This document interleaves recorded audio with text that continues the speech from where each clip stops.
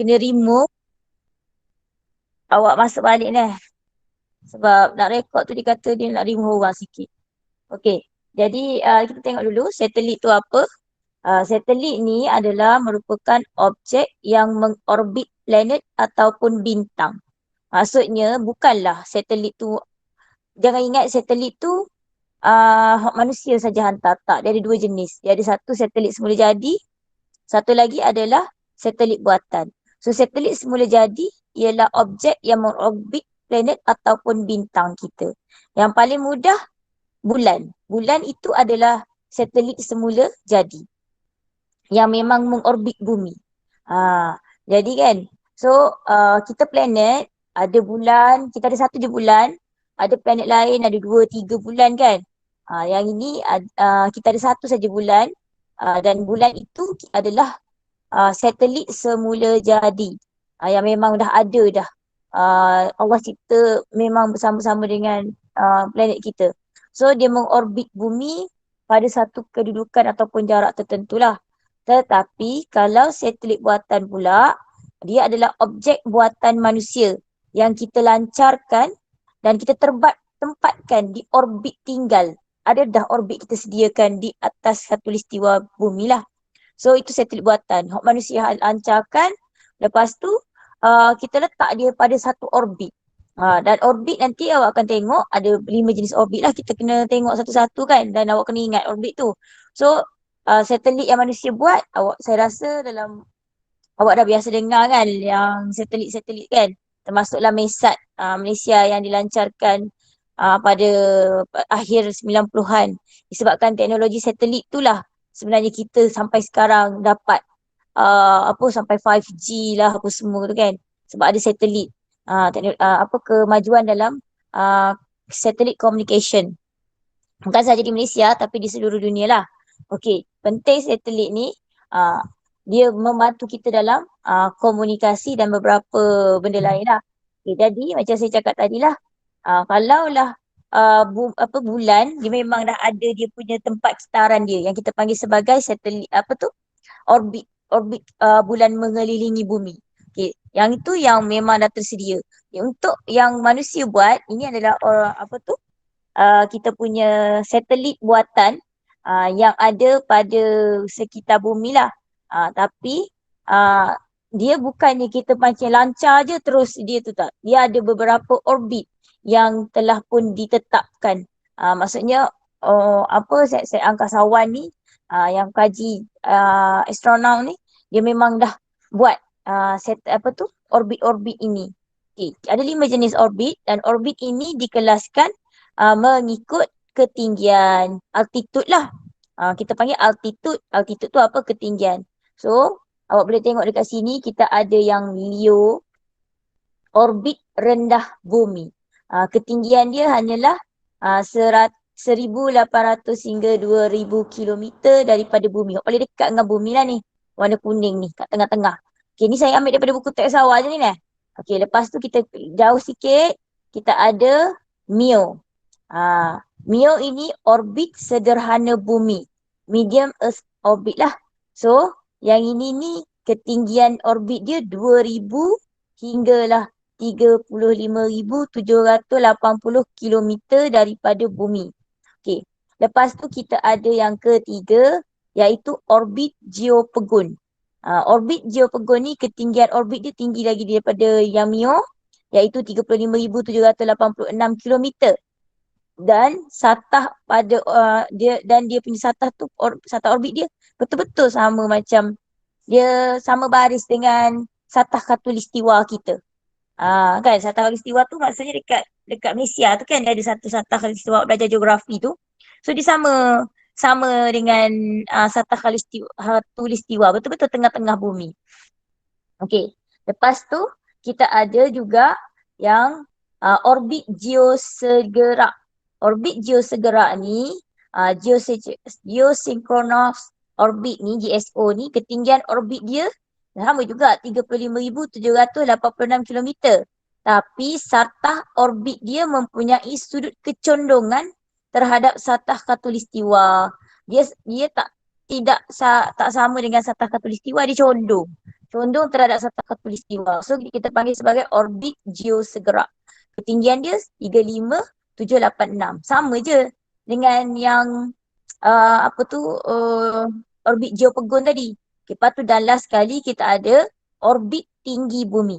HEO, High Earth Orbit. Okay, so ketinggian orbit ini adalah sama atau lebih daripada 35,780 kilometer. Sebenarnya yang 1, 2, 3 ni kan, 4 ni, dia punya orbit tu lebih kurang sama je. Bukan orbit, betul lah. Ketinggian dia lebih kurang sama je. Cuma kedudukan dia tu berbeza dan bentuk dia berbeza. Nanti kan muka surat seterusnya tu awak akan tengok dia cerita pasal bentuk. Itulah yang menyebabkan kadang-kadang dia dekat dengan bumi. Ni kan dia kata ketinggian ialah 35,786 kan. Tapi yang ni dia ada lah. Ketinggian orbit adalah sama atau lebih daripada 35,780 kilometer. Maksudnya sebab dia ada tempat jauh, ada tempat dekat tu. Daripada bumi itu. So macam mana yang dia jadi beza-beza tu adalah disebabkan oleh bentuk dia, bentuk orbit tu sebenarnya. So ada dua jenis bentuk orbit. Yang pertama sekali adalah bulat sempurna. Bentuk bulat orbit yang bulat sempurna ni dia contoh dia adalah geo yang tengah-tengah ni. Ni yang cantik ni kan. Bulat macam tu. Bulat sempurna lah. Okey, geo. Contoh orbit berbentuk bulat sempurna. Ni ambil daripada buku teks awaknya ni. Saya pun nak cari tempat lain pun tak tahu nak cari kat mana. Benda baru kan. Okey, lepas tu kita ada yang bentuk elips. Elips ni dia macam bujur sikit. Dia bulatan tapi dia membujur sikit kan. So yang elips ini contoh dia Mio dan Hio. Mio tu middle kan. H tu high tadi. So Mio dengan Hio. Ni. Yang biru dengan yang megah ni. Okey. Lepas tu kita ada lagi dia kata orbit Leo dan GSO ni berbentuk bulatan sempurna ataupun elips. Yang Geo ni yang hijau dengan Leo. Geo dan Leo dan GSO, geosepegun. Okey, Leo yang kuning kat tengah dan GSO. GSO ni yang geosepegun. Geosepegun ni maksudnya kitaran dia sebenarnya bukan yang ni. Geopegun ni dia yang ni bukanlah yang geosegerak. GSO geosegerak. Geosegerak ni dia punya kalau apa tu satelit yang duduk dekat geosegerak ni dia gerak sama macam bumi bergerak. Sebab tu nama dia orbit geosegerak. Dia punya maksudnya kalau tengok planet ada kan kalau tahu kan malam-malam macam mana nak beza yang mana satelit buatan dengan satelit semula jadi. Ataupun planet ataupun bintang. Tahu tak beza kalau tengah malam? Di Mesir. Awak boleh beza tak kalau tengah malam nampak bintang, awak tahu tak yang mana satelit, yang mana bintang sebenarnya? Satelit dia berkelip-kelip. Satelit dia punya lampu tu dia ada dia punya color tau. Dia punya berkelip-kelip dia tu dia ada dia punya tu. So kalau yang bintang biasa dia tak ada macam tu. So yang tu yang awak nampak kedudukan dia sama je. Yang itu dia punya apa orbit tu adalah dia duduk pada geosegerak. Orbit dia tu geosegerak. Maksudnya dia bumi pusing dia pusing pada kitaran yang sama dengan bumi, kelajuan yang sama dengan bumi. Sebab tu kan dia kita nampak dia semua lah satelit tu. Sebab dia sama. Dia duduk kedudukan dia sama. Dia pusing, bumi pusing banyak tu, dia pusing banyak tu. Sebab tu dia jadi orbit geosegerak. Dan dia berbentuk, tadi kita tengok dia berbentuk sempurna ataupun elips lah. Okey, jadi daripada sini juga awak kena tahu dua benda, dua terms. Apogee dengan perigi. Yang ini untuk orbit elips. Orbit elips ni hok bujur, bukan hok bulat. Kan? Hok bulat kita panggil bulatan sempurna, senang je. Hok elips ni sebab dia bujur. Jadi kadang-kadang kita punya satelit ni time dia gerak, dia gerak gerak gerak gerak gerak gerak gerak gerak gerak gerak gerak gerak gerak kan. Time dia bergerak tu, dia ada kedudukan yang paling dekat dengan bumi dan dia ada kedudukan yang paling jauh dengan bumi. So kedudukan orbit yang kedudukan satelit yang paling jauh dengan bumi kita panggil sebagai apogee. Maksudnya inilah satelit tu duduk paling jauh daripada bumi. Kedudukan dia dengan bumi kita ambil, kita ukur, dia rupanya duduk kedudukan yang dia boleh pergi paling jauh. Tapi dia masih lagi dekat dalam orbit tu lah. Elips tu. Okey. Lepas tu, yang ni dia tanya kan sebenarnya bagaimana perigi bagi satu satelit lawan dia lah. Maksudnya perigi ni apa? Perigi ni adalah yang paling dekat ataupun yang apa sedentang dengan bumi lah. So yang tu yang ni kalau yang ni paling jauh, yang ni paling dekat dengan bumi lah. Okey, itu untuk perigi kan. Boleh ke sampai situ? Dimensi? So sampai awak kena tahu satelit tu apa. Satelit tu macam benda lah, objek yang bergerak mengorbit planet kan, satu-satu planet tu dan dia ada orbit. Orbit dia ni kalau kita tengok bumi kita je lah. Dekat bumi ada 5 jenis orbit. Kena ingat setiap nama ni. Kita ada Geo, kita ada Leo, kita ada Mio, kita ada Hio, kita ada GSO. GSO tu lain sikit lah. GSO tu Geo segera. Kalau yang lain tu L tu Leo tu maksudnya rendah, low. Mio tu medium, tengah-tengah. Lepas tu kita ada high, H tu tinggi. Lepas tu kita ada satu lagi geopegun. Geopegun ini GEO lah, geopegun. So geopegun geostationary orbit, yang tu untuk geopegun. Okay, jadi awak kena ingatlah tu semua dan bentuk dia. Yang geo tu bentuk elips ke bentuk bulatan sempurna. Hio tu bentuk apa? GSO bentuk apa? Leo bentuk apa? Dia ada 2 jenis je.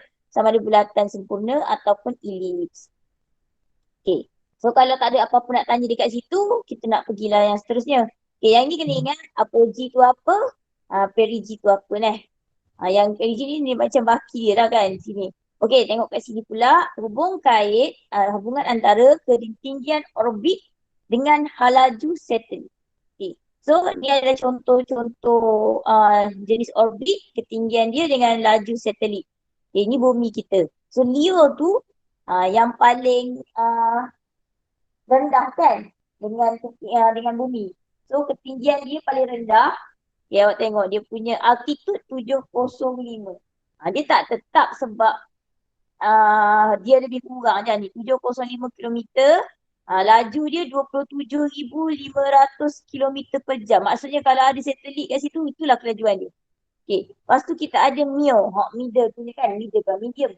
Hot medium ini, altitude dia, ketinggian dia 20,200 kilometer. Tapi dia punya laju 13,900 kilometer per jam. Hio pula, paling jauh, paling tinggi daripada bumi. Kedudukan dia 35,780 kilometer daripada bumi. Tapi laju dia hanyalah 11,100 kilometer per jam. Kalau satelit lalu kat situ. Okey, jadi kan dekat sini awak boleh dapat semakin tinggi sebenarnya orbit itu, laju satelit semakin berkurang. Awak tengoklah, waktu dekat Leo ni paling dekat dengan bumi. Laju dia 27,000. Kalau dia duduk tengah-tengah sikit, middle, dia tinggi 20,000 lebih. Tapi laju dah makin kurang, 13. Pergi tinggi lagi, 35,000 ketinggian daripada bumi, laju lagi kurang, 11,000 sahaja. Jadi maksudnya, inilah saya buat kesimpulan ni, apabila ketinggian orbit itu bertambah, ataupun altitude orbit bertambah, maka laju satelit tu semakin berkurang. Daripada ayat ni lah kita dapat. Kenapa boleh jadi macam ni? Sebab bila ketinggian satelit tu bertambah, daya tarikan dia dengan bumi tu, daya tarikan graviti yang tarik dia dengan bumi tu semakin berkurang sebab dia makin jauh. Bila dia makin jauh, daya tarikan graviti dia makin kurang. ketinggian dia makin bertambah tu, daya tarikan graviti dia makin berkurang. Maka laju satelit pun akan semakin berkurang. Okey, boleh faham ni? Tengok daripada sini awak nampak, oh, kalau dekat maksudnya dia laju, gerakan dia tu laju. Kalau dia duduk jauh-jauh-jauh, dia slow je. Dia punya gerakan. Satelit ni kan benda yang berpusing-pusing sekeliling bumi.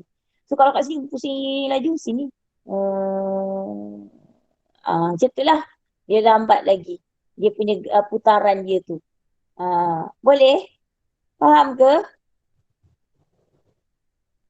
Yang ini maksud ni saya ambil buat tubik daripada ayat ni je. Ketinggian orbit tu bertambah, laju dia berkurang. Kenapa? Sebab daya graviti dia berkurang. That's why lah dia boleh jadi laju satelit dia pun berkurang.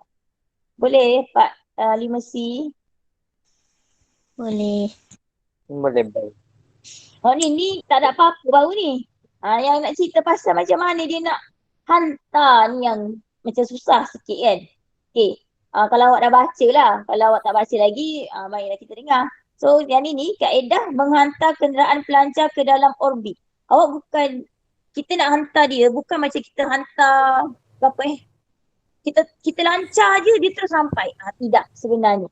Dia ada dua cara. Satu tu hampir nak macam yang kita hantar je dia masuk dekat orbit. Ada. Tapi tidaklah semuanya macam itu. So kita ada kenderaan pelancar lah. Kenderaan pelancar dia terdiri sama ada roket. Dia ada dua jenis roket kenderaan pelancar ni. Satu kenderaan pelancar yang digunakan sekali saja. Kita panggil ELV, Expander Launch Vehicle. Satu lagi RLV. Yang ini reusable.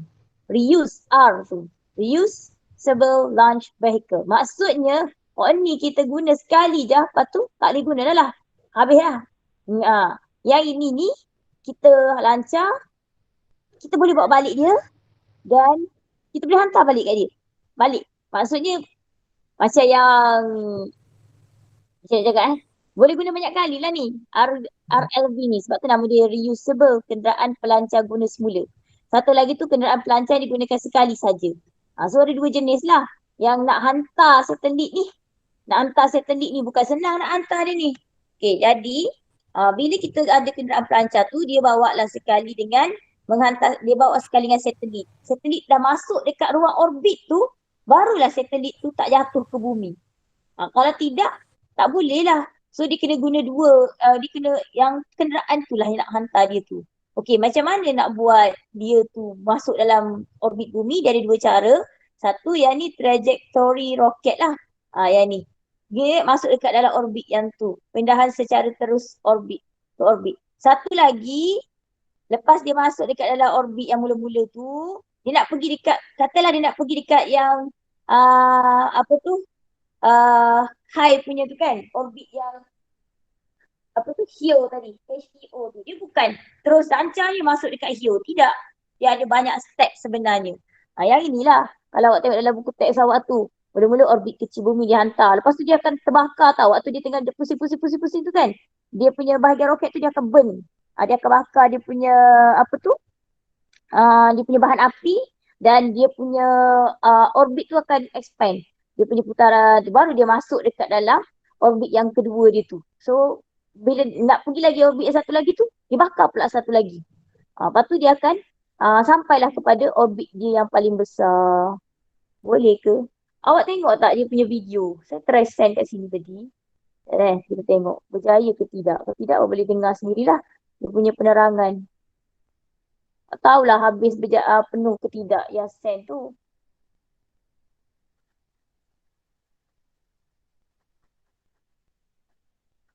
Tolong.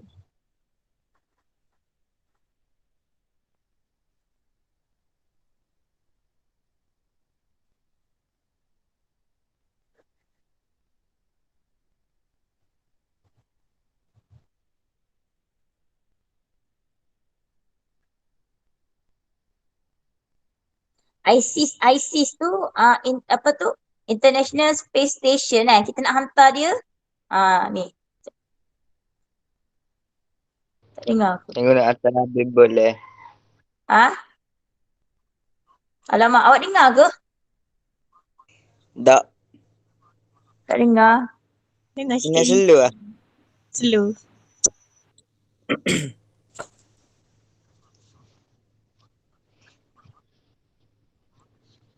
Awak tengok je punya ni lah. Dia tengok tu, dia bukan terus sampai, dia punya pusing makin besar dia punya kitaran tu kan. Barulah dia akan sampai. Macam mana saya nak buat? Bagi dia tinggi sikit suara. Hmm.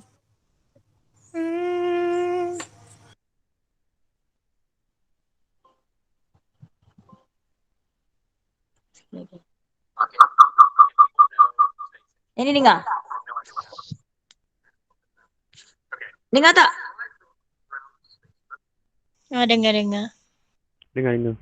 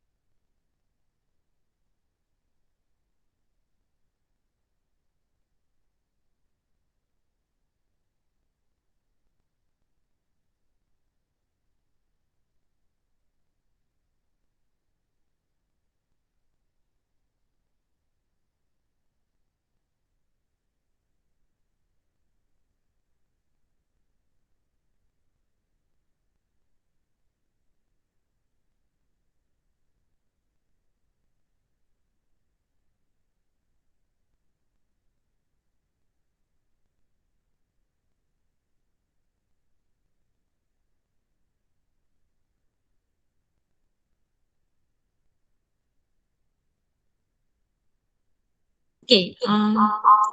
Faham dah ke? Apa bendanya? Sudah. Faham ke tak? Apa Saya tu? nampak dia kot ni. Apa dia? Apa benda sih? Kejap, kejap.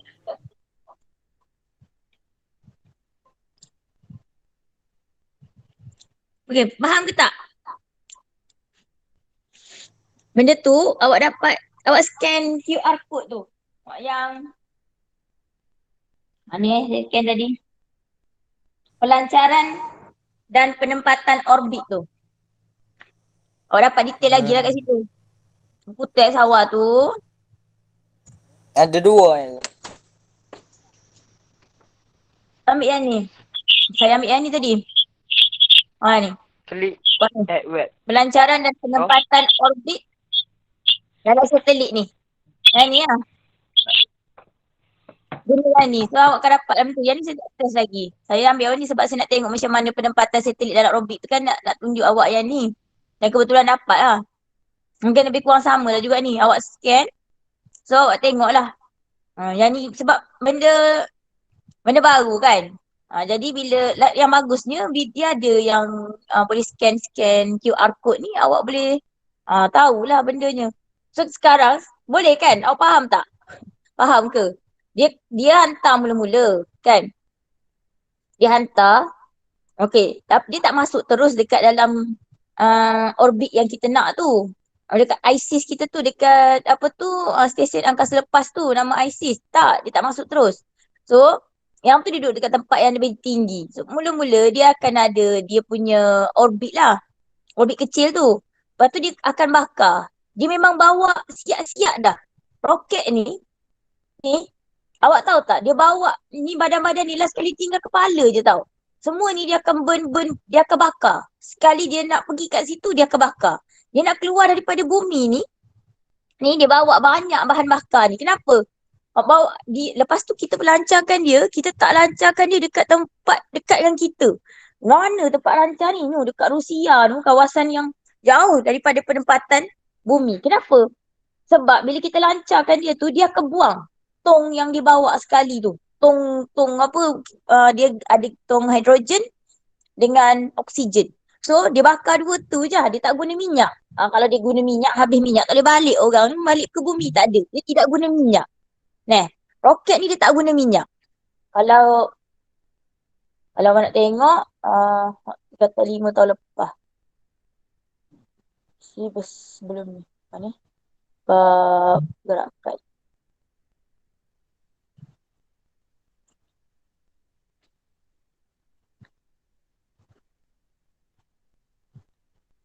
Dia semalam lah tapi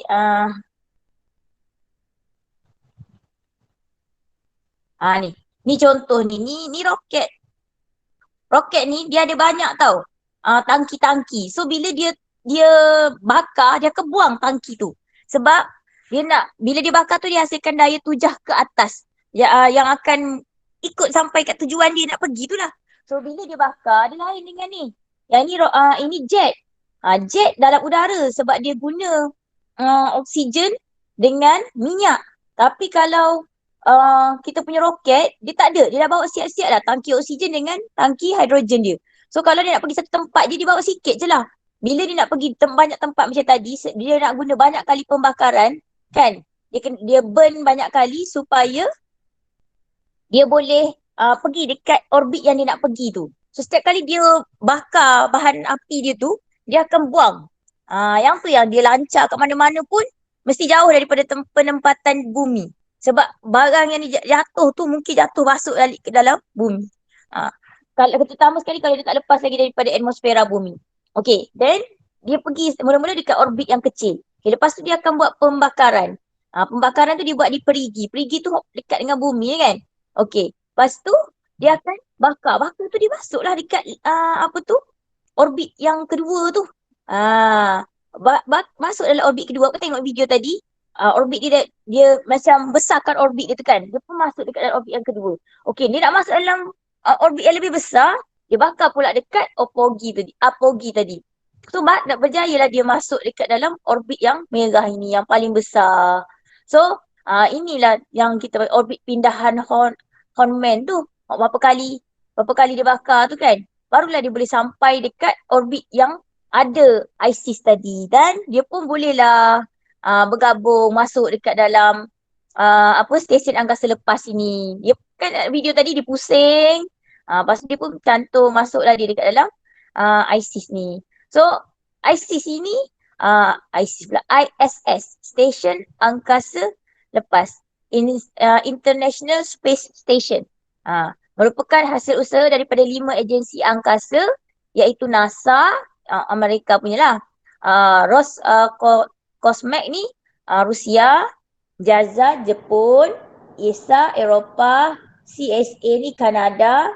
So kita hantar seorang je lah baru kan. Datuk Dr. Syekh Muzaffar Syukur Al-Masri ni adalah rakyat Malaysia yang pertama yang sampai dekat ISS ni, Stesen Angkasa Lepas. Kalau awak ingat balik, awak lahir dah ke waktu Syekh Muzaffar ni dihantar ke ISS? Lahir dah ke? Tahu berapa ego? 100,000 kan? Tak lahir lagi sekarang. Ingat 2000. Ingat 2000 berapa? Awak lahir tahun berapa? Kita 2004 je 2003, 2002 dia lagi. 2004 maksudnya awak tak tengok lah ni. Dia kan, dia pergi tu, dia nak train tu berapa tahun kan sampai dia boleh pergi. Dia pergi dah waktu bulan puasa kalau tak silap saya. Nak pergi tu, awak tahu tak? Roket ni dia dilancarkan, dia bakar benda kan mesti cakap tadi. So kalau letupan itu berlaku lebih daripada yang sepatutnya, dia akan terbakar semua. Sebab itulah dia kira tu dia memang gadai nyawa lah nak pergi dekat ISIS tu. Okay, tu satu kan. Bila dia sampai sana, dia nak balik tau. Nak balik-balik, dia akan tinggal atas saja. Bahagian atas ni je. Sebab tu awak, kalau awak perasan, dia nak masuk dekat tempat tu, punyalah tinggi dia punya. Kalau awak try tengok lah tempat stesen pelancaran ni. Dia kena naik tangga tinggi. Lepas tu baru masuk dekat mana? Bahagian atas sekali. Dekat atas ni. Dekat atas ni tempat dia nak masuk, nak duduk. Okay, dan dia diperbuat daripada badan roket ni diperbuat daripada bahan yang sangat tahan haba. Sebab akan berlaku geseran dengan graviti bumi, dia nak keluar, nak masuk balik. Okay, bila dia balik, dia tinggal atas ni je. Hak tempat yang dia tinggal tu, dia akan dah masuk balik ke dalam bumi secara jatuh bebas. Jatuh bebas ni, kan kita ada graviti kan. Selepas dia masuk je dalam graviti bumi, dia akan jatuh macam graviti bumi, tung gitu. Tak tahu kat mana-mana. Sebab tu badan roket yang tu dia mesti sangat kuat. Dia boleh tampung letupan ke apa-apa, dan bila dia nak balik semula ke bumi, dia mesti berupaya untuk lawan geseran bumi. Jadi geseran bumi ni sangat kuat tau. Nak jatuh macam tu je. Jatuh ikut graviti bumi. Dan kita tak tahu di mana tempat dia jatuh. Dia boleh jangka lebih kurang, tapi kedudukan sebenar tempat dia akan jatuh tu kita tak tahu. Sebab tu dia tak ada landasan, dia tak ada apa-apa roket ni. Kita lancar saja. Dia jatuh, dia agaklah katalah dekat sekitar ni. So nanti orang yang standby tu pergi carilah kat mana sebenarnya dia jatuh. Dan cepat-cepat pergi ambil dia. Lepas tu dia kena kuarantin. Sebab kita hantar dia ke angkasa. Angkasa ni kita tempat tak tahu. So ada orang yang memang duduk lama kat sana, dia pergi ke sebulan ke berapa hari tak ingat. Dia balik. Dan dia bukan macam tu lah. Banyaklah duit dibelanjakan untuk tu kan nak hantar. So, lepas tu dia pergi kat sana, banyaklah dia dapat juga ilmu untuk bawa balik kat kita. So inilah nak pergi sampai dekat sini ni. Duduk dekat sini. Nama apa ni? ISS, Stesen Angkasa Antarabangsa, International Space Station, ISS. So kita memang tak ada lah dalam ni. Dia ada daripada Amerika, Rusia, Jepun, Eropah dengan Kanada. So awak boleh scan lah. Dia ada banyak kan. Dalam buku yang bab 9 ni scan lah. Sebab saya nak terang banyak pun, saya pun tak berapa faham sangat lagi juga. Benda baru saya tengok-tengok gitu. NASA dengan ISS lain. ISS tu stesen satu macam kita katalah dekat ada satu stesen besar. Siapa yang berpakat untuk menghasilkan stesen yang duduk besar dekat luar angkasa lepas ni, kat luar bumi ni, ada 5 negara. NASA ni kita kata bahagian Amerika punya bahagian space Amerika lah. Kaji-kaji space Amerika. Lepas tu kita ada Rusia. Rusia yang bahagian kaji-kaji space ni nama Roscosmos. So yang tu. Lepas tu Jepun ada juga. Jadi 5 negara. Eropah tu kesatuan dia lah kan dengan Kanada. So sama-sama pakat untuk buat ISS ni.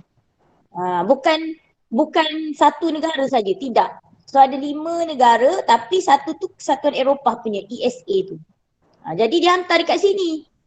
So kat sini ni mungkin ada orang Amerika, ada orang Rusia kan, ada wakil-wakil dia lah.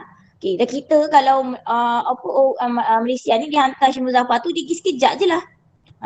Dan ada sekarang yang terbaru, ada jutawan mana entah berjaya juga dah pergi dekat ISS ni buat lawatan dekat sini. Musim-musim COVID ni. Kau tak selesai minggu lepas ke? Jadi jutawan pertama yang nak pergi ke angkasa lepas. Pergi je. Tapi nak pergi tu dia kena belajar banyak. Bukan dia pergi, saya daftar nak pergi macam tu je, tak. Macam Syed Muzaffar lah, dia kena ambil masa beberapa tahun. Mungkin lah yang tu sebab dia kaya banyak duit kan. Mungkin tak banyak. Tak adalah selama Syed Muzaffar punya persediaan. Sebab dia bukan nak pergi buat apa-apa pun yang tu, dia nak pergi tengok-tengok je. Tapi inilah ISS ni dia bukan satu negara tapi dia banyak negara. NASA tu dia macam kita lah, kementerian yang jaga bahagian space kita. Macam tu lah. Tak ingat Jabatan Meteorologi Malaysia. Macam tu. Dia yang tu hak negara Amerika punya. Tapi dia berpakat dengan yang negara Rusia, negara Jepun, negara Kanada, lepas tu ada Eropah, kesatuan Eropah punya. So, pakat ramai-ramai buka satu stesen ISS. Negara lain yang tak ada dalam senarai tu pun boleh tumpang juga. Dia orang kaya, banyak duit, bolehlah buat. Nak hantar banyak mana. Dan dia bukan tiba-tiba hantar je besar. Tidak. Dia ada tambah-tambah lah ni. Cara nak hantar benda-benda tambahan-tambahan kat sini sama macam tu. Kita hantar melalui ini. ELV ataupun RLV ni. Bila dia sampai kat sana, okey katalah makanan dia tak cukup kan. Dia kena hantar. Hantarlah. Hantar dengan dia orang ni akan hantar gilir ke, gana ke, balik semula. Kalau nak balik semula dia kena guna RLV lah. Kalau pergi nak hantar gapo-gapo lepas tu tak ada orang nak balik dia guna ELV saja. So itulah, ni adalah roket ke jet? Roket. Enjin roket. Awak ingat tadi saya dah tunjuk enjin roket ni dia tak sama macam enjin jet. Enjin jet dia guna udara. Enjin roket dia tak guna udara. Dia guna 2 gas. Hidrogen dan juga oksigen. Ni. Tangki oksigen cecair. Tangki hidrogen cecair. Dia campur 2 gas tu, dia terbakar dengan kuasa yang sangat tinggi yang boleh menghasilkan satu daya tujah kuat ke atas. Dengan dia punya momentum gas exhaust tu dihasilkan, tolak, dia push dia naik ke angkasa lepas. So inilah dia punya enjin tu. Dia tak sama macam yang ini. Okay, saya harap faham lah tu macam mana. Ni enjin jet lah. Enjin jet ni dia guna udara. Dia tak sama macam enjin roket. So faham ke sampai sini? Zaim baru masuk, tengok video lah Zaim. Saya pun scan video tadi, ada saya tunjuk video. Kau tubik lah Zaim tu. Ada. Tengok video dia dalam buku teks awak tu banyak. Okey, lepas tu kita nak belajar juga hari ni tentang sempat lah. Ni kan, ini kena ingatlah formula ni formula dia nak mengira kekerapan ISS mengorbit bumi dalam tempoh sehari. So dia ada nak cakap kat awak dia punya dia punya formula ni macam formula pi kuasa 2. Awak belajar matematik tu. 2 pi kali ketinggian orbit campur je jam bumi bagi dengan laju satelit. Tapi semua dia dah ada ni. Awak cuma perlu masukkan dalam dalam formula. So bolehlah dapat ni kekerapan ISS mengorbit bumi dalam tempoh sehari dalam dengan 86,400 saat. Dalam masa 1 hari tempoh. Ini cara nak kira lah. Okey, lepas tu yang last sekali adalah kesan perkembangan pesat dalam nanti yang ni saya tak tunjuk dia. Ni. Yang ni yang saya kata jatuh bebas tadi kan. Keadaan sifar graviti adalah keadaan yang tiada kesan ketara daya graviti dirasai. Contohnya keadaan dalam aktiviti terjun udara dalaman. So indoor skydiving. Kat sini ni orang ni dia boleh terbang ni bukan apa sebab tak ada graviti bumi yang tarik dia. Ni. Sama lah juga macam yang dekat space kalau tengok dia terapung-terapung tu kenapa? Sebab tak ada graviti yang menarik dia. Jadi dia panggil keadaan sifar graviti. Maksudnya tak rasa kesan ketara daya graviti. Jadi peserta terjun udara dalaman akan terapung dalam udara dan merasai keadaan sifar graviti. Keadaan ini berlaku kerana daya tujahan yang dihasilkan oleh tiupan udara ke atas yang sangat kuat terhadap peserta tersebut adalah sama dengan nilai beratnya. Maksudnya daya tujah, dia main-main dengan daya tujah. Saya harap awak dah belajar tau pasal daya-daya tujah ni. Bila kita sentuh-sentuh benda ni, daya tujah ni daya hok tolak dia. Daya hok tolak dia ke atas sama dengan berat badan dia sendiri. Okay, sama macam kapal dekat laut. Macam mana nak suruh kapal tu terapung, kena pastikan daya tujah ke atas yang tolak kapal tu ke atas daripada dalam air mesti sama berat dengan berat kapal tu. Ataupun berat kapal tu mesti lebih ringan berbanding daya tujah. Barulah kapal tu boleh terapung. Itu kes kategori air. Dalam keadaan sifar graviti ni, berat badan orang tu sama dengan daya tujah dia. Waktu dia kena tiup tu kan. So udara dekat akan menyebabkan dia terapung. So keadaan ini berlaku kerana daya tujah yang dihasilkan oleh tiupan udara ke atas yang sangat kuat terhadap peserta tersebut adalah sama nilai dengan berat dia. Tapi pada arah yang bertentangan. Oleh itu tiada kesan daya graviti. Faham ke? Faham ke tak yang ni? Faham aku. Daya tujah dia tu Daya tujah menolak ke atas. macam ni.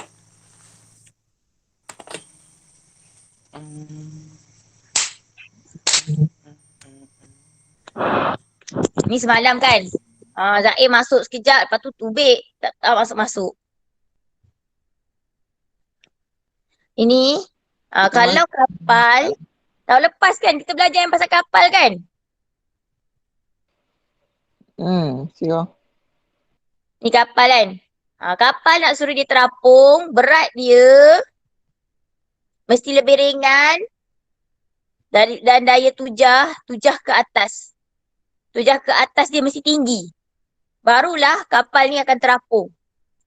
Ingat tak yang kapal selam tu? Macam mana dia main dengan, saya rasa saya ajar awak ke orang lain. Kapal selam kan dia ada tangki balas. Tambah air dekat tangki balas ni, dia akan jadi berat. Bila dia berat, daya tujah jadi rendah. Sebab tu dia boleh masuk dalam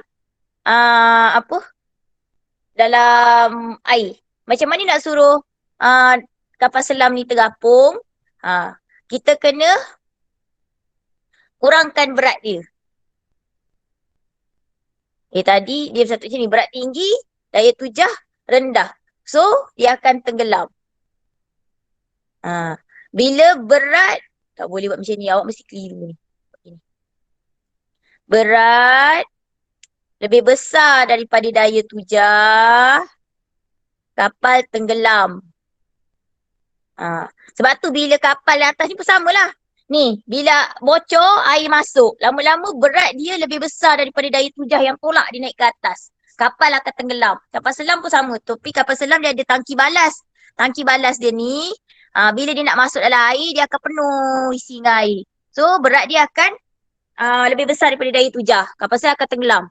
Bila dia nak suruh dia terapung, dia buang air tu.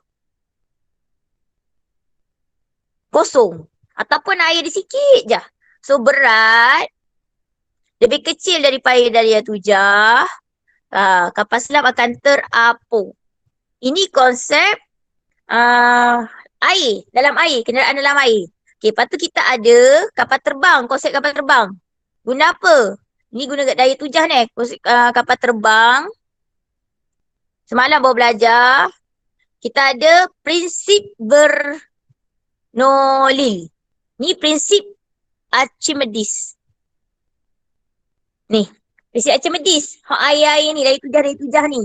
Yang ni prinsip Bernoulli. Prinsip Bernoulli kata bila laju tinggi, tekanan rendah. Bila laju rendah, tekanan tinggi. So kapal terbang bentuk dia aerofoil. Ni bentuk kapal terbang kan. Okay. So sini laju tinggi. Sebab dia turun zup laju. P dia rendah. Okay. Kat bawah ni jalan clear. V dekat bawah ni perlahan. Laju perlahan. Tekanan tinggi. Jadi dia hasilkan daya angkat. Daya angkat akan push kapal terbang di udara kita. Ini konsep kapal terbang. Dia guna prinsip Bernoulli. Kalau dalam air dia guna prinsip Archimedes. Okay, untuk keadaan sifar graviti, dia lebih kurang sama macam guna dia memang kena guna berat semua ni. Okey, ni daya angkat kan. Dia ada daya graviti. Daya graviti rendah, kecil, berat pun semua tak dapat untuk melawan daya angkat. Maksudnya apa? Daya angkat lebih besar untuk kapal terbang tu. Maka kapal terbang akan naik ke atas. Walaupun berat dia besar. Sampai kapal terbang ada 2 tingkat. Tak apa. Yang penting buat dia lagi-lagi laju dan daya angkat tu boleh mampu untuk angkat dia. Maka kapal terbang tu memang akan terangkat. Okey, untuk kes keadaan sifar graviti ni, orang tu berat seseorang itu sama dengan daya tujah. Maka dia akan terapung. Kalau berat dia ni sekali dengan graviti yang tarik lah. Sebab berat kita dah darat dengan graviti tau. Berat kita kalau lebih besar daripada daya tujah, kita akan lekat kat bumi dah. Berdiri di atas bumi. Tertarik dekat dengan bumi. Ni je konsep dia. Nak suruh terapung, berat mesti sama dengan daya tujah. Sebab tu kat sini keadaan ni berlaku kerana daya tujah dihasilkan oleh tiupan udara ke atas yang sangat kuat terhadap peserta tersebut adalah sama nilai dengan beratnya. Ni daripada buku teks awak ni. Yang nampak orang tu terbang-terbang tu. Muka surat 241. Buku teks muka surat 241. Tu ayat dia tu. Dia kata dengan keadaan tiupan angin yang kuat menyebabkan daya tujah yang dihasilkan adalah sama nilai dengan berat orang ni.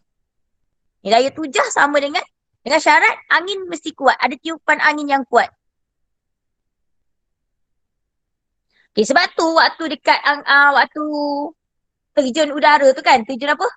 Ada terjun tu juga kan. Dia tu kan. Tapi makin lama makin ke bawah. Kenapa? Sebab dia ada berat dan dia ada tarikan graviti bumi lah sebenarnya. Yang ini yang dekat dalam buku teks awak muka surat 241 tu ada gambar foto 93 tu dia memang letak. Dan dia memang duduk dalam satu tempat tu. Indo skydiving tu.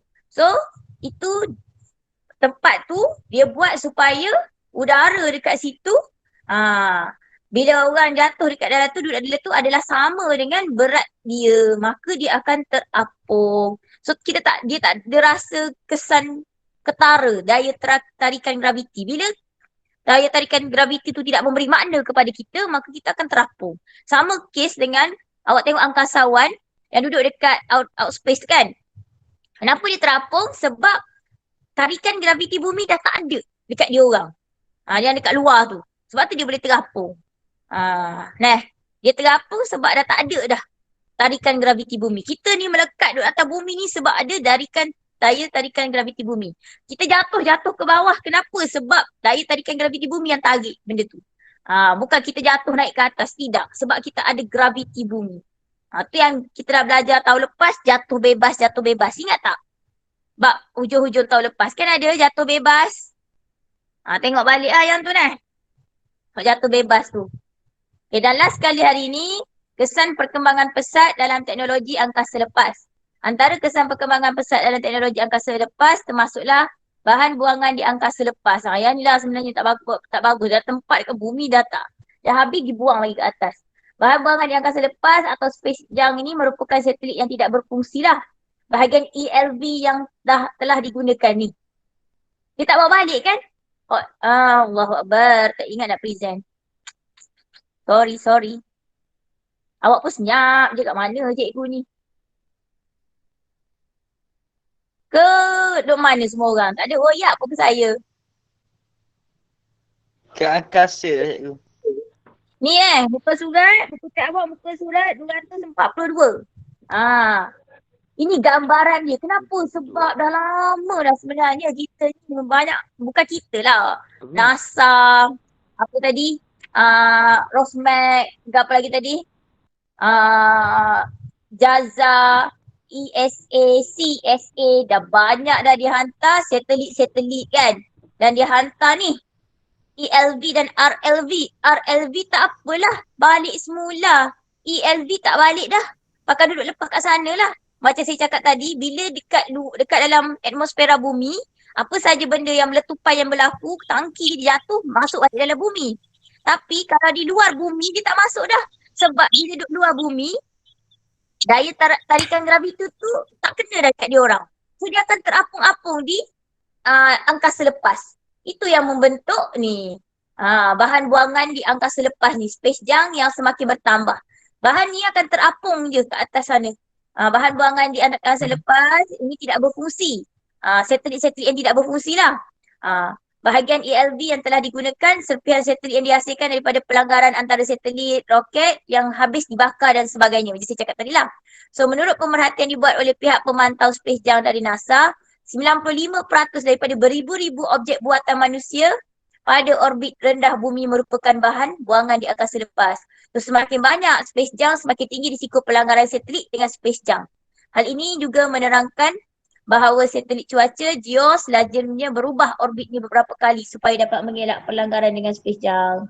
Ni dah jadi macam sebab kita dah hantar banyak sangat kan. Bukan kita lah, negara-negara lain. So ini yang berlaku kalau nak bagi gambaran lah. So padahal kita hantar satelit untuk pusing tapi terlalu banyak dah juga space junk ni. Okay, yang kedua, peningkatan aktiviti penyelidikan dan pembangunan. Kemajuan dan perkembangan dalam teknologi angkasa lepas dalam meningkatkan aktiviti penyelidikan dan pembangunan dalam pelbagai bidang seperti kesihatan manusia, respon terhadap perubahan dan bencana cuaca, teknologi inovatif, baharu, pendidikan global dan perkembangan ekonomi angkasa lepas lah. Sampai buat pelancongan ke angkasa lepas pun dah ada. Okay, banyak ni fungsi satelit ni akibat daripada teknologi tu kita tahu. Yang ni awak tahu biasa dah sebenarnya. Satelit kaji cuaca. Apa dia punya fungsi? Buat ramalan cuaca, kaji perubahan cuaca. Ada satelit pelayaran. Kita hantar untuk membolehkan pesawat udara dan kapal laut mengetahui kedudukan dia. Ada satelit pertahanan. Ada negara yang hantar satelit pertahanan tu semata-mata untuk mengintip pihak tertentu dari segi pelancaran peluru berpandu, pergerakan kapal di laut dan lokasi penggalan tentera musuh lah.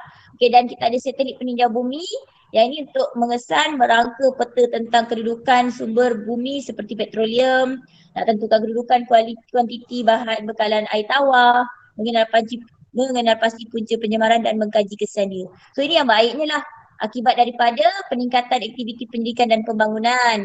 Selain daripada kamu dapat teknologi telefon awak tu daripada 2G, 3G, 4G, sekarang 5G kan. Itulah semua. Dulu telefon, ini semua sebab guna satelit tau. Dulu telefon punyalah besar gerabak macam botol air, keras pula tu. Sekarang habis-habis kecil, habis-habis nipis. Kenapa? Sebab kita hanya perlu dia punya alatan elektronik dan kita cuma perlu gelombang. Satelit ni dia pakai gelombang elektromagnet. Gelombang mikro. So, bila dia pakai gelombang, kita pergilah kat mana-mana pun kita akan dapat. Sebab tu sekarang siaran secara langsung awak tengok bola, awak baru hari tu kan, Euro lah, apa benda dah, Copa America lah, apa semua tu kan. Dapat tengok siaran langsung. Zaman dulu kalau pukul 3 pagi dia main dekat Malaysia, waktu Malaysia, awak tengok siaran tertunda. Sekarang tak ada, tak pakai dah siaran tertunda. siaran langsung pun dapat. Hanya dengan sebab kita ada satelit. Satelit mana ni? Inilah satelit, tak ada kat sini. Satelit komunikasi. Tak ada kat situ lah. Satelit komunikasi lah yang guna telefon, internet semua ni satelit komunikasi. Malaysia pun jadi canggih dengan teknologi satelit komunikasi ni selepas kita hantar mesat. Mesat kita mesat 1, mesat 2, mesat 3. Sejak kita hantar mesat tu lah ada Astro lah, ada macam-macam. Sebelum tu memang tak ada. Faham Ini pasal satellite. Lepas tu sikit lah lagi esok sebenarnya. Sangat-sangat sikit. Tapi tak sempat dah nak habis hari pukul 11 dah. Apalah. Esok je lah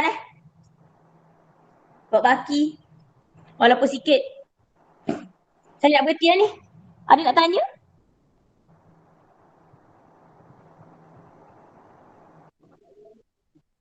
Tak ada aku. Tak nak tanya Okey ke?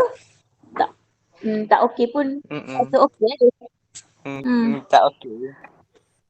Macam tak Macam okey. tak okey. Yang penting, apa yang penting dalam 9.1 Macam ni macam saya cakap tadi, awak tahu apa maksud satelit. Ni, satelit tu apa? Satelit buatan tu apa? Satelit satelit semula jadi tu apa? Contoh dia, satelit buatan tu kan. Lepas tu kena ingat yang ini. Ni. Apa dia LEO? Apa dia MEO? Apa dia GEO? Apa dia HEO? Apa dia GSO? Ada 5 je. Dan bentuk dia macam mana? Yang mana satu bentuk bulat sempurna, yang mana satu bentuk elips. Boleh buat jadual ni sebenarnya saya tak sempat nak buat. Okay, lepas tu kena tahu apa maksud apogee. Apogee adalah kedudukan satelit tu yang paling jauh daripada planet. Planet kita lah. Kalau ni daripada bumi. Dia kedudukan dia paling jauh. Bila dia mengorbit, satelit tu pusing mengorbit orbit dia ni, satelit tu duduk paling jauh. Maka itu adalah kedudukan apogee. Mak dekat, kedudukan dia pun perigi. Perigi. Okay. So, ini satu lagi hubungan dia. Semakin tinggi kedudukan orbit tu, satelit yang berpusing atas dia tadi ni gerak slow. Nak suruh dia laju macam mana? Dia kena dekat dengan bumi. Dia punya ketinggian orbit dengan bumi tu rendah saja. Dia bukanlah awak tengok macam mana nak kira ketinggian. Dia ambil lah ni. Dia ambil garis bumi ni, lepas tu naik ke atas tu. Dia panggil ketinggian lah. Sini pun macam ni lah. Yang ini kedudukan dia paling jauh. Sebab tu bila kat sini dia bagi tahu sama atau lebih daripada 35,750. Maknanya paling dekat. Paling dekat tu 35,780 km. Kalau tidak dia mesti lebih jauh lagi daripada 35,780 km. Sebab tu dia bagi ni orbit ketiga bumi. Waktu dia duduk kat sini, kalau satelit duduk kat sini, dia memang duduk kedudukan paling jauh lah. Faham tak? Kedudukan apogee lah tu. Kalau lah satelit duduk kat sini, satelit ni kan sekarang kat sini kan. Kalau satelit duduk kat sini, maksudnya dia duduk pada kedudukan perigi. Faham tak? Orbit ini sebab ada tempat, dia tak boleh nak bagi tahu. Dia tak boleh nak, sebab bentuk dia tu lah. Kalau bentuk bulat, senang. Macam geopegon ni kan, bentuk bulat sempurna. So, dia boleh tahu tu dah. Ketinggian orbit ialah 35,786 km. Sebab dah memang kat sini pun 35,786, kat sini pun 35,786, sini pun sama. Faham tak? Kalau dia dalam kedudukan bulat sempurna ni, maksudnya ketinggian dia sama. Tapi kalau dia dalam bentuk elips, ni kan, elips kan, dia ada yang kedudukan dia paling tinggi, kita panggil sebagai apogee. Lepas tu dia ada yang rendah, yang perigi tu. Sebab elips tu bentuk macam tu. Bumi kat sini, bumi mungkin kat sini, macam tu. Bila masa dia tu lah, so itu yang keluar ketinggian orbit bertambah, laju satelit berkurang. Maksudnya kalau lah waktu dia duduk dekat apogee, satelit tu jalan slow lah. Kalau satelit tu duduk dekat dengan rendah sikit kedudukan dia dengan bumi, dia laju sikit. Waktu dia lalu dekat situ, dekat kawasan tu. Sebab ni ketinggian orbit bertambah, laju satelit berkurang. Apa boleh jadi macam ni? Sebab daya tarikan graviti yang pegang satelit tu dah tak kuat mana. Boleh? Boleh ke? Boleh. Lepas tu ni tengoklah video balik macam mana dia nak masuk. Ingat dia tak pindah. Allah. Ya, dia tidak bergerak terus masuk ke dalam orbit yang kita nak hantar ISIS tu, tidak. ISIS pula, ISS tu tidak. ISIS tu yang GoTo tu kan. ISS Dia bakal dia punya orbit mengembang. Lepas tu sama dengan orbit yang kita nak hantar tu. Ketak. Kalau tak sampai lagi, bakal lagi. Pusing. Dia punya orbit satelit tu akan berkembang lagi. Waktu yang dia jadi orbit pindah Hohmann tu. Maksudnya duduk di antara. Bukan dekat tempat kedudukan 5 ni. Dia kena pilih lah. Dia nak duduk kat mana? Nak pergi hantar kat mana? Nak pergi hantar dekat Geo ke? Nak pergi hantar dekat Leo ke? Nak pergi hantar kat Hio ke? Nak pergi hantar kat GSO ke? Nak pergi hantar kat Mu? Tapi bukan semuanya terus lancar je terus sampai dekat Leo. Tidak. Dia akan ambil masa dan pembakaran itu berlaku, sekali dia bakar dia akan masuklah sikit-sikit lah. Dia punya lita tempat yang dia nak pergi hantar. Macam lita lah sebenarnya, jalan sebenar dia. Bulatan tu jalan dekat mana. Dan ISIS tu duduk kat mana. Kalau dia nak hantar pergi ke ISIS, maksudnya berapa lama, nak sampai dekat ISIS tu bukan awak hantar dia, push dia terus masuk dekat situ, tidak. Macam video yang saya dah hantar tadi, gitulah. Tu kena tahulah kenapa ni, apa maksud keadaan sifar graviti, keadaan di mana berat orang ni sama dengan daya tujah yang terhasil. Macam mana daya tujah dia boleh jadi kuat? Sebab ada tiupan udara yang sangat kuat. Okay? Dan ingat ni, perkembangan pesat ni dihasilkan space jump. Biasa kau tengok cerita putih kan ada seumur lah kalau pasal benda-benda macam ni kan. Okay. Lepas tu yang ini peningkatan aktiviti mereka ni baguslah kepada kita kan, dia dapat banyak kegunaan satelit semua tu. So kalau tak ada apa-apa, kita berhenti kat sini lah dah. Awak nak video tu ke? Saya send. Tapi sebenarnya awak boleh tengok, awak boleh scan je.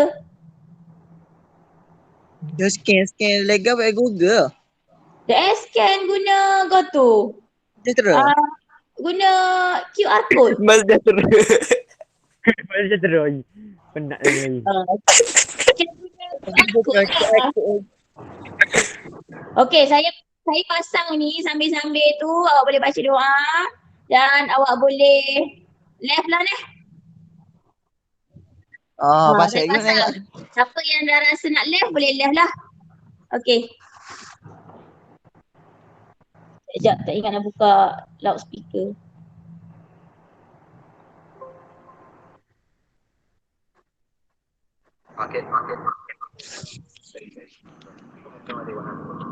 Boleh left lah, siapa nak left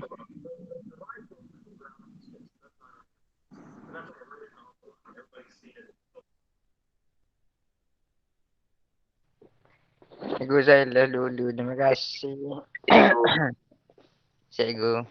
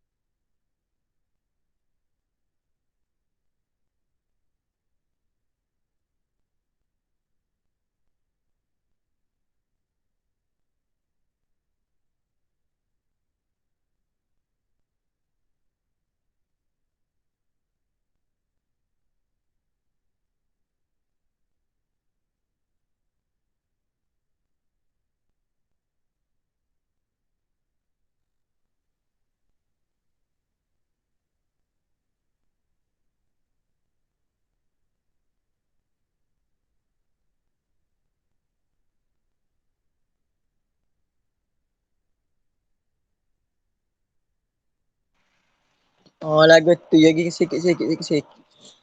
Kita nak leh-leh ke. Terima kasih.